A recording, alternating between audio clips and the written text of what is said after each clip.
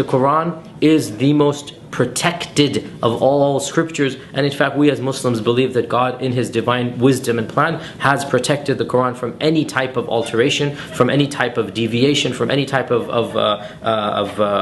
miswriting, because the Quran tells us that God has revealed this Quran and He is going to protect it. And we believe that the Caliph Uthman's actions were actions that are very logical, very reasonable, and they ensured the protection of the actual script of the Quran. So that is how meticulously we are talking about transmitting the Quran word for word, letter for letter, ayah for ayah, surah for surah, exactly as he was told. This idea that the Quran is preserved word for word, or haraka for haraka, you don't find this kind of opinion in the classical sources. And people will always tell you, well, the Quran is preserved, and inna nazzalna dhikra wa inna lahu lahafidhun. It means it is protected. Well, sure, but let us go to these sources and tell us, what does it mean, preservation? So you go to go to any book of exegesis, go to Zamakhshari, go to Tabari, go to Qurtubi, go to any of those tafsir, and then they will never tell you that this verse means that the Quran is preserved word for word, or haraka bar haraka, or harf bar harf. They never say that. All they say, well, the Quran is preserved from omission and additions. It's preserved from the devils or the shayateen to add something to it. It's preserved that the shayateen would never take anything from it, right? So this whole notion that it is protected, word by word, it's something that is used, for the masses in a sense.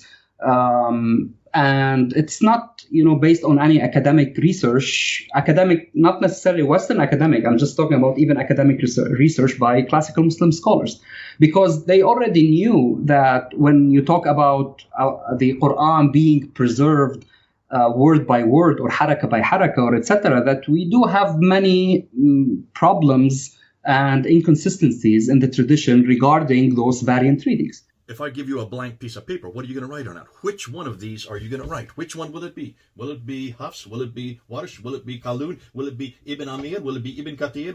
And it goes on and on and on to 30 of them. And his response was, don't ask me that question. This is something we don't talk about in public. And finally, after 25 minutes of insisting, asking him a second time, which are you going to write on it? What did Yasir Qadhi finally admit? Well, he finally admitted. They're all the Quran. All of these are the Quran. Just take a look at these two right here. 1, 2. These two right here. This is the Warsh I have in this hand, and this is the Hafs I have in this hand. These are the two most popular Qurans in the world today. There are 5,000 differences between these two Qurans that our team in Australia has now been able to find. 5,000 differences, folks. You cannot say that these are both the Quran. Not with 5,000 differences.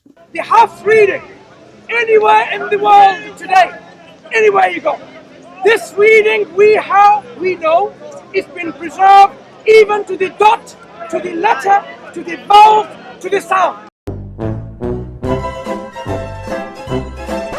I am very serious. This is not just statements. I'm very serious, inshallah, of slowly withdrawing from social media completely, and having alternative platforms, because I feel that I am not.